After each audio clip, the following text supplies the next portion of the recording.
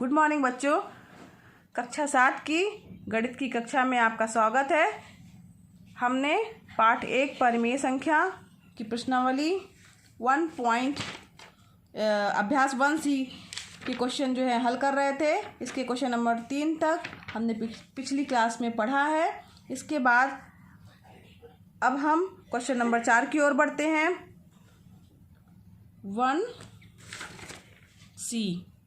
1C का ये question number 4 है।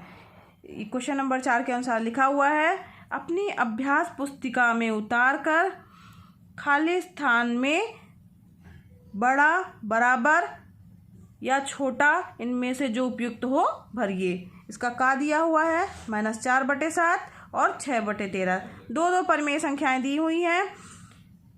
का, ख, ग, घ इन चारों में दो परिमेय संख्याएं दी हुई हैं। इनकी हमें तुलना करनी है और तुलना करने के बाद जो हमारे पास ये रिक्त स्थान दिए हुए हैं इसमें बराबर, बड़ा या छोटे का निशान लगाना है। ठीक है, तो हम इसका का वाला सवाल लेके चल रहे हैं। का सवाल की ओर ध्यान दीजिए। जो हमारी परिमेय संख्या है -4/7 और 6/13 हैं। ठीक, यहाँ पे ध्यान दीजिए, ये परिमेय संख्याओं में ये परिमेय संख्या माइनस चिन्ह लगा हुआ है तो हमारी ऋणात्मक परिमेय संख्या है।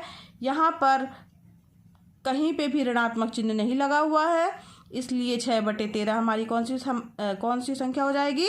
धनात्मक परिमेय संख्या हो जाएगी। हमें पता है कि धनात्मक परिमेय संख्या जो है हमेशा ऋणात्मक परिमेय संख्या से क्या होती है? बड़ी होती है। तो इसमें हमारे पास कौन सा चिन्ह लग जाएगा? 4/7 -4/7 और 6/13 में कौन सी संख्या बड़ी होगी? 6/13 जो है वो बड़ी होगी। क्यों? क्योंकि 6/13 जो है वो धनात्मक संख्या है और ये हमारी क्या है? ऋणात्मक संख्या है। इसी तरीके से हम क्वेश्चन नंबर ख की ओर चल रहे हैं। -4/5 और -5/7 इसमें दोनों संख्याएं हमारी क्या हैं? ऋणात्मक हैं। दोनों ऋणात्मक संख्याएं हैं, लेकिन दो परिमेय संख्याओं की तुलना करने के लिए हमने पहले की कक्षाओं में पढ़ा है कि हर जो है वो धनात्मक होने चाहिए, साथ ही साथ हरों को एक समान होना चाहिए। हर पहले हम एक समान बनाएंगे, इसके बाद जो है अंशों की तुलना करेंगे। तो हम इसको लेके चल रहे हैं। -4/5 है और -5/7। यहाँ पे देखिए, ये 5 दिया है और यहाँ पे दिया है 7। तो इस पहले वाली संख्या में अगर हम 7 का ऊपर नीचे गुणा कर दें और दूसरी वाली संख्या में 5 का ऊपर नीचे गुणा कर दें तो हमारे पास दोनों के हर जो है वो समान आ जाएंगे। ठीक है, तो यहाँ पे गुणा करेंगे। 7 चौक 28, संख्या क्या हो जाएगी? -28/35। यहाँ संख्या क्या आ जाएगी? -25/35। ठीक है बच्चों, अब यहाँ ध्यान दो कि -28 बड़ी है कि -25 बड़ी हुई है। क्योंकि दोनों के हर समान हो गए हैं तो हमें अंशों की तुलना करनी है। तो -28 है और यहाँ पे क्या है?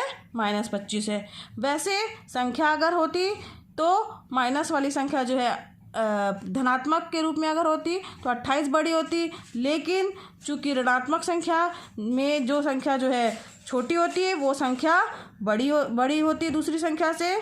ठीक, यहाँ ऋण का चिन्ह लगा हुआ है, इसलिए -25 जो है -28 से बड़ा होगा। -25 जो है -28 से बड़ा है, इसलिए या -28 जो है 25 से छोटी है, इसलिए -28/35 भी जो है वो -25/35 से छोटी होगी।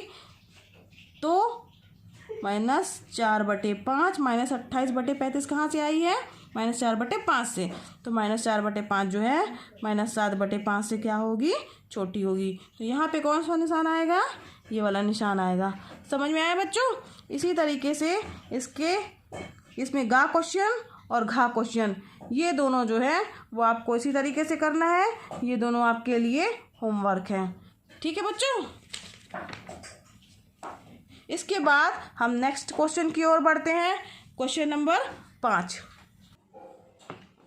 अब हम आते हैं क्वेश्चन नंबर 5 की ओर। निम्नांकित परिमेय संख्याओं को आरोही क्रम में लिखिए। ठीक है, परिमेय संख्याएं हमारी कौन कौन सी दी हुई हैं? 3/5, -7/10, 8/-15, -17/30। तो आरोही क्रम कौन सा क्रम कहलाता है? आरोही क्रम मतलब होता है, आरोहण का मतलब होता है जिस तरह से आगे हम पहाड़ की ओर चढ़ते हैं तो उसको पर्वतारोही या आरोही बोलते हैं। तो उसी तरीके से आरोही क्रम का मतलब हुआ कि नीचे से ऊपर की ओर या छोटे से बड़े की ओर जाना। ये हमारा कौन सा क्रम कहलाता है? आरोही क्रम कहलाता है। इसके लिए हम सबसे पहले छोटी संख्या लिखेंगे, फिर उससे बड़ी संख्या लिखेंगे, फिर उससे बड़ी संख्या लिखेंगे और लास्ट में हमें सबसे बड़ी संख्या लिखनी है। तो आरोही क्रम में करने के लिए सबसे पहले हम इन परिमेय संख्याओं की हरों का लघुत्तम समापवर्तक ज्ञात करेंगे। हर जो है वो 5, 10, 15 और 30 है। तो हम सबसे पहले 5, 10, 15 और 30 इनका लघुत्तम समापवर्तक ज्ञात करेंगे। सबसे छोटी संख्या से पहले भाग देते हैं, स्टार्ट करते हैं। तो सबसे पहले 2 से जाएगा। जो संख्या विभाजित नहीं होती है वह जो की त्यों उतार ली जाती है। 2 के पहाड़े में 10 कब आता है? 2 पंचे 10, 15 नहीं जा रहा है इसमें भाग 2 से। फिर उसके बाद 30 में जाएगा तो क्या जाएगा?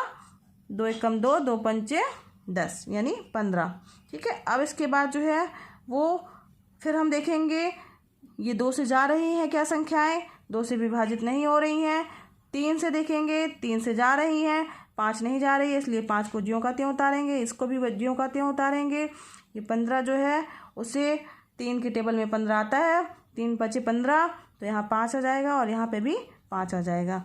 फिर इसको देखेंगे ये किससे जा रहा है? 5 से जाएगा। 5 एकम 5, 5 एकम 5, 5 एकम 5 और एक ये 5 एकम 5। ठीक है। तो इनका जो है लघुत्तम समापवर्तक क्या हो जाएगा? एलसीएम क्या आ जाएगा? 2 × 3 × 5 यानी कितना आ गया हमारे पास एलसीएम? 2 तिहाई 6 और 6 पंचे 30। एलसीएम क्या आ गया? 30। अब 30 यानी हमें सभी परिमेय संख्याओं के हरों को 30 बनाना है। अब 30 बनाने के लिए हम किसमें क्या गुणा करेंगे ये हमें देखना होगा। 3/5 है, इसमें हर को 30 बनाने के लिए किसका गुणा करेंगे? तो 5 की टेबल में देखेंगे 30 कब आता? 5 छक्का 30 यानी कि इसमें हम 6 का ऊपर नीचे गुणा करेंगे। दूसरी संख्या क्या है हमारी? -7/10। इसमें देखेंगे कि 10 की टेबल में 30 कब आता है? तो 10 की टेबल में 30 कब आएगा? जब हम 3 का गुणा करेंगे। ठीक है बच्चों। तो -7/10 × 3 और यहाँ नीचे भी 3। इसके बाद 8/-15 है, इसमें किसका गुणा करेंगे? 15 के टेबल में 30 कब आएगा? 15 दूनी 30 यानी 2 का ऊपर नीचे गुणा करेंगे। और -17/-3 इसमें 30 लाने के लिए हमें क्या करना होगा? इसमें 30 लाने के लिए जो है -1 का ऊपर नीचे गुणा कर देंगे।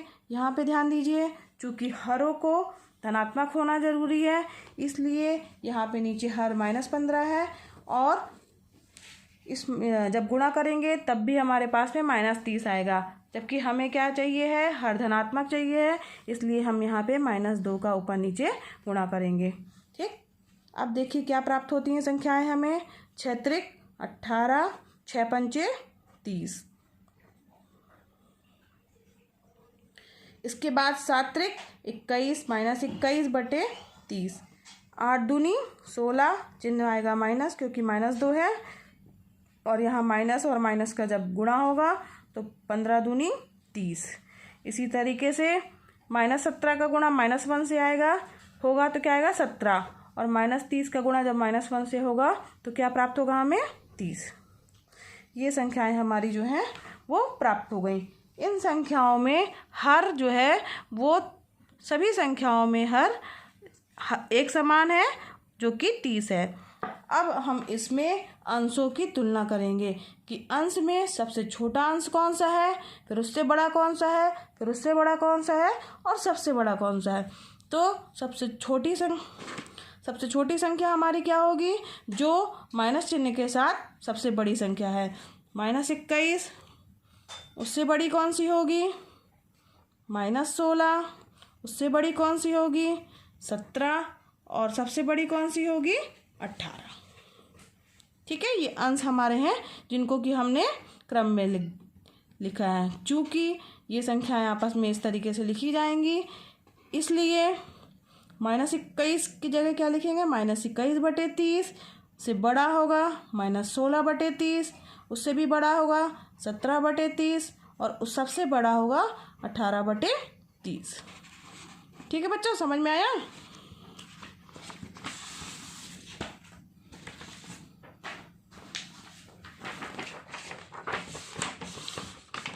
इसके साथ ही जो ये संख्याएं हमारी प्राप्त हुई हैं आरोही क्रम में हैं, और -21/30 है, ये किसका प्रतिरूप है? 3/5 का। सॉरी, -21/30 जो है वो क्या है? -7/10। फिर उससे बड़ी कौन सी है? -16/30। -16/30 कौन सी संख्या है? 8/-15। उससे बड़ी कौन सी संख्या है? 17/30। 17/30 मतलब -17/-30। और सबसे बड़ी संख्या क्या है? 18/30। 18/30 का मतलब हुआ 3/5। ये जो हमारा क्रम है परिमेय संख्याओं का, ये हमारा दी हुई परिमेय संख्याएं जो हैं वो आरोही क्रम में प्राप्त हो गई हैं। ये क्रम हमारा आरोही क्रम है, सबसे छोटी, फिर उससे बड़ी, फिर उससे बड़ी, फिर सबसे बड़ी संख्या। ठीक है, इस तरीके से हम परिमेय संख्याओं को हमने आरोही क्रम में लिखना सीखा। इसके बाद इस प्रश्नावली का नेक्स्ट क्वेश्चन जो है वो अवरोही क्रम में संख्याओं को लिखना है। क्वेश्चन नंबर जो 6 है वो परिमेय संख्याओं को अवरोही क्रम में लिखना है। अवरोही क्रम कौन सा होता है?